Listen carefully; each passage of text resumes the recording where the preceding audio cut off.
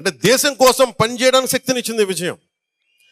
ఒక్కొక్కసారి ఎంత దెబ్బలు తిన్నా చిన్నపాటి విజయం, ఒక చిన్నపాటి వెన్ను తట్టు, వెన్ను మీద సున్నితంగా తట్టు, నాకు అలాంటి బలమైన నాకు మీరు నిలబడ్డారు. నేను మర్చిపోలేను.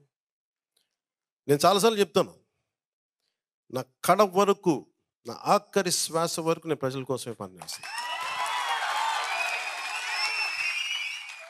నేను అలాగే అయిపోగానే వచ్చేద్దాం అనుకున్నాను. లోపల ఉబలాటం వచ్చింది, సంతోషం వచ్చింది, చెప్పుకుందాం, పంచుకుందాం, తిరిగేద్దాం, చేతులు ఊపేద్దాం, అందరికీ మన గజమాలలో వేస్తారంటే వేయించుకుందాం అనుకున్నాను. కానీ నాకు ఎలా ఉంటుందంటే, ఓకే నువ్వు వేయించుకుంటావు, నా మనసు ఇంకో మనసు ఏం చెప్తుంటుంది, నువ్వు గజమాలలో వేయించుకుంటావు, ఆ తర్వాత ఓకే తిరుగుతావు రోడ్లంతా, ఆ తర్వాత నాకు కావాల్సినది కాదు, పిఠాపురం ప్రజలకి అసలు నువ్వు ఏం పని చేసి పెడతావు చెప్పు నాకు. విజయం వచ్చాక అందరూ ఎగురుతారు, అందరూ దండలేస్తారు. నీకు ఎంత ఘనమైన విజయం ఇచ్చినందుకు ప్రజలు, నువ్వు ప్రజలకి అంత ఘనంగా నువ్వేం పనులు చేసి పెడతావు నాకు చెప్పు. నేను కూర్చున్నా, నాకు వచ్చి చేతులు ఊపి కృతజ్ఞతలు చెప్పడం సరిపోలా, ఒళ్ళోంచి ఒక కూలీలా పని చేయడానికి సిద్ధపడిపోయాను. అందుకే నాకేమనిపించిందంటే, పొద్దున పెన్షన్ సభలో కూడా చెప్పా, నేను పిఠాపురాన్ని అంతకుముందు ఎవ్వరూ అభివృద్ధి చేయనంత విధంగా భారతదేశంలో పిఠాపురం అనే ఒక నియోజకవర్గం దీనికి ఒక అంతర్జాతీయ గుర్తింపు తీసుకొచ్చిన రోజున అప్పుడు ఊరేగుతాం. నియోజకవర్గం అంటే పిఠాపురంలా ఉండాలి. మతాల సామరస్యత కానీ, భిన్నమైన మతాల సామరస్యత కానీ, భిన్నమైన మనకి సమూహాల మధ్య సామరస్యత కానీ, అభివృద్ధి కానీ, చూడటానికి చక్కటి పల్లెటూరి వాతావరణం ఉండి, ఒకవైపు దర్గా, ఇంకొక వైపు ఆంధ్ర బాప్టిస్ట్ చర్చ్, ఇంకొక వైపు మనకి అమ్మవారి గుడి, కుకుటేశ్వర స్వామి, దత్తా శ్రీపాద శ్రీవల్లభుడు, ఇది టూరిజం సర్క్యూట్ చేయాలి. ఇవి ఒకవైపు టూరిజం డెవలప్మెంట్ జరగాలి, యువతకి ఉపాధి అవకాశాలు, చాయిస్ కావాలి. ఒక ఉద్యోగం సరిపోదు, 2-3 ఉద్యోగాలు, ఏ ఉద్యోగం ఎత్తుక్కోవాలి అంటే ఇది ఎంత. ఇప్పుడు అలాగే నేను కూర్చొని నేను పంచాయతీరాజ్ శాఖ తీసుకున్నా. నాకు గ్రామాలంటే నాకు మన దేశానికి పట్టుకోమాట. అలాంటి గ్రామాల కోసం నేను ఏం చేయగలని చాలా పెద్ద డీప్ సబ్జెక్ట్ పంచాయతీరాజ్ శాఖ. చాలామంది పంచాయతీరాజ్ శాఖ కానీ చాలా కాంట్రాక్ట్లు వచ్చేసింది తీసుకుంటున్నది నాకు తెలియదు. కానీ నా ఉద్దేశం అది కాదు. నా ఉద్దేశం ఏముందంటే, మన గ్రామాలకి ఏం చేయాలని ఒక్కొక్క రివ్యూ మీటింగ్ పెట్టి చూస్తూ ఉంటే, అసలు ఉదాహరణకి కేంద్ర జల్ జీవన్ మిషన్, రక్షిత మంచినీటి పథకం, ఏమంటే దీనికి ఎంత ఫండ్స్ ఉంటాయని పంచాయతీ అధికారులను ఉన్నతాధికారులను అడిగితే అన్లిమిటెడ్ సార్. అంటే మీకు ఎంత కావాలంటే, అంటే మీకు ఒక 10 కోట్లు 100 కోట్లు కావాలి, 100 కోట్లు వస్తాయి. కానీ దానికి నువ్వు 100 కోట్లు కేంద్రం నుంచి రావాలి అంటే మన కనీసం వాళ్ళు 70% 90 కోట్లు పెడితే మనం 10 కోట్లన్నా కనీసం ఇవ్వాలి, లేదంటే 70 కోట్లు ఇస్తే మనం 30 కోట్లనే ఇవ్వాలి. ఈ స్కీమ్కి ఒక విధానం ఉంటుంది. ఆ 30 కోట్లు ఇచ్చే 10 కోట్లు 30 కోట్లు ఇచ్చే స్థాయిలో కూడా ప్రభుత్వాలు లేవు. ఒక్కొక్క చోటకి వెళ్తే కనీసం గుక్కెడు తాగడానికి మంచి నీళ్లు అవి కూడా ఇవ్వలేని పరిస్థితుల్లో మనకి ఇంత వ్యవస్థ ఉంది. ఒక్కొక్క పాలసీ చదువుతూ ఉంటే, లోపలికి వెళ్ళి ఒక్కొక్క ఉన్నతాధికారితో మాట్లాడుతుంటే బ్రిలియంట్ పీపుల్, ఒక్కొక్కరు ఐఏఎస్లు, చాలా అనుభవజ్ఞులు. కానీ కేవలం ఇవనగానే ఏదో తూతూ మంత్రం పనులు చేస్తాం, పైపైన పనులు చేస్తాం, దీన్ని కాంట్రాక్టులు వాడేసుకుందాం, అలాంటిది ఏదో ఉందనుకుంటా.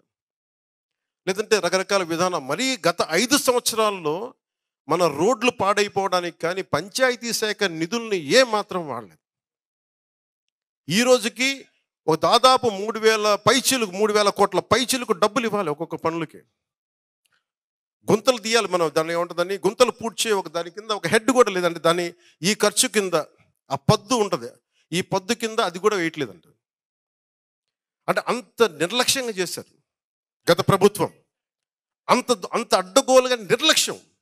నేను వాళ్ళు తిన్నారా, వాళ్ళు మనల్ని పర్సనల్గా తిట్టారా, ఇవన్నీ పక్కన పెట్టండి, నాకు అది కూడా పెద్ద ఇష్యూ కాదు. కానీ ఇన్ని కోట్ల మంది ప్రజలకు సంబంధించిన ఇంత విలువైన శాఖని ఎందుకు ఇంత సద్వినియోగం చేసుకోలేరంటే, ఏదో జరుగుతాయి పనులు, వెళ్ళనివ్వండి, కాంట్రాక్ట్లు వచ్చినాయా లేదా. ఇప్పుడు నేను వచ్చి దాన్ని ఆ వ్యవస్థ నేను ఒక్కడే మార్చలేను. అందరినీ అధికారులను ఏమడుగుతున్నాను అంటే, నేను సహాయ సహకారాలు అడుగుతున్నా. దయచేసి నాకేదో చెయ్యాలని ఒక చిన్న తపన ఉంది. మీరందరూ నాకు సహాయం చేయండి నాకు. వెళ్ళి మన కొత్తపల్లి ఉప్పాడు రోడ్లు చూపించాను. ఇక్కడి నుంచి కాకినాడ వరకు అది సుందరంగా మనకు ఉండే వైజాగ్ బీచ్ రోడ్ లాగా, రామకృష్ణ బీచ్ రోడ్ లాగా చేయొచ్చు. అంత అద్భుతంగా ఉంటుంది. నాకు అలాంటి సహకరించండి. నేను పంచాయతీ రాజ్ శాఖ నాకు సలహాలు సూచనలు ఇవ్వండి అంటే, ఒక్క పిఠాపురం నుంచే నాకు దాదాపు 1424-23 నాకు ఇన్పుట్స్ వచ్చినాయి. మన దుర్గాల్లో ఏమున్నాయి, మనకి కొత్తపల్లి వంతాలో ఉండే మనకి ఉప్పాడ కొత్తపల్లి ఉప్పాడలో ఉండే గ్రామాల్లో అన్నీ ఏమేమి ఉన్నాయి, ఏ సమస్యలు ఉన్నాయి, పూసగుచ్చినట్టు చెప్పారు నాకు. అంటే ఇంత నేను కోరుకుంది ప్రజలు మమేకమై మనందరం కలిస్తే తప్ప ఈ సమస్యని పరిష్కరించలేదు. నేను మీకు మాటిస్తున్నాను, గతంలో ఇప్పుడు దాకా పంచాయతీరాజ్ శాఖ ఎలా చేసినా తెలియదు, కానీ నేను నడిపే పంచాయతీరాజ్ శాఖ చాలా చాలా బలంగా పనిచేసేలా బాధ్యత నేను తీసుకుంటాను. ఎన్విరాన్మెంట్, పర్యావరణం, పొల్యూషన్, అడవి ఇవి కూడా ఎందుకు తీసుకున్నానంటే, మన ఉదాహరణకి నగర వనాలను ఉంటాయి. నగర వనాలను అభివృద్ధి చేసుకోవచ్చు. బోల్డంత సెంట్రల్ స్కీమ్స్ ఉన్నాయి. అలాగే యువతకి కావాల్సిన స్కిల్ డెవలప్మెంట్ కానీ ఈరోజు నేను అడిగితే ప్రతిసారి పాపం ఇందాక కూడా వచ్చినప్పుడు మా కూర్చోబెట్టి మా టెంపరీ ఉద్యోగాలు అయిపోయినాయి. ఈ సేవా కేంద్రాలు కానీ ప్రభుత్వం మారినప్పుడల్లా క్షేత్రస్థాయి ఈ నరేగా తాలూకు క్షేత్రస్థాయికి మనకి అసిస్టెంట్స్ అందరిని తీసేస్తారు ప్రతిసారి వచ్చి. నాకేమనిపించిందంటే, ప్రతిసారి ప్రభుత్వం మీద ఆధారపడలేము ఉద్యోగాలకి, కానీ పెట్టుబడులు పెట్టే స్థాయిలో మనకి ఇక్కడ పెట్టుబడిదారులు రావాలి ఇక్కడ మనకి. సో ఆ దిశగా నేను ఆలోచిస్తున్నాను. అందుకని కేవలం ప్రభుత్వ ఉద్యోగాలని కాకుండా ప్రైవేటు వ్యక్తులు వచ్చి సంపాదన పెంచేలాగా, మనకి ఒక ఉద్యోగానికి 3-4 ఉద్యోగ అవకాశాలు వచ్చేలాగా అలా ఉండాలి అంటే చాలా త్రికరణ శుద్ధిగా మనస వాచ కర్మ పనిచేసే నాయకుల సమూహం కావాలి. ఈ రోజున నేను ప్రతిసారి సభలో కూడా చెప్పాను, ఒక దేశానికి ఒక దేహానికి ఒక రక్తనాళం సరిపోదు, ఒక దేశానికి ఒక నది సరిపోదు అన్నట్టుగా ఈరోజు మన ఆంధ్ర రాజ్యానికి చాలామంది నాయకులు అవసరం వచ్చింది. ఈ రోజున ఒకళ్ళు సరిపోరు. ఈ రోజున ఎవరి స్థాయిలో వాళ్ళు. ఈ రోజున మొట్టమొదటిసారి ఫస్ట్కి మనం అన్ని పెన్షన్లు ఇచ్చామంటే, ఎక్కడ మీరు 6,000 చూడండి, ఎక్కడ 5,000, ఎక్కడ 6,000 చూడండి. ఈ రోజున నిస్సాయంగా అడిపి మనకు దివ్యాంగుల దానికి 15,000 కదమ్మా ఆ రోజున. ఆవిడ అడిగింది 10,000 ఆ రోజున. 10,000 ఇస్తే బాగుంటుందన్న.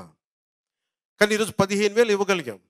ఇది సాధ్యపడింది అంటే, ఓకే నాలాంటి వాడు వచ్చి ముఖ్యమంత్రి అయినా కానీ అనుభవం లేని కాడికి చాలా సమయం తీసుకోవచ్చేమో, జరుగుదలేదో నాకు తెలియదు. కానీ నేను ఏ నిర్ణయం తీసుకున్నా, ఆ రోజు 21 సీట్లు తీసుకున్నా, 24 అనుకున్నా, 30 ఏదన్నా అనుకున్నా, నా అంతిమ లక్ష్యం ప్రజలు బాగుండాలనే తప్ప నా అనేది నాకు లేదు, మన అనే ఉంటుంది.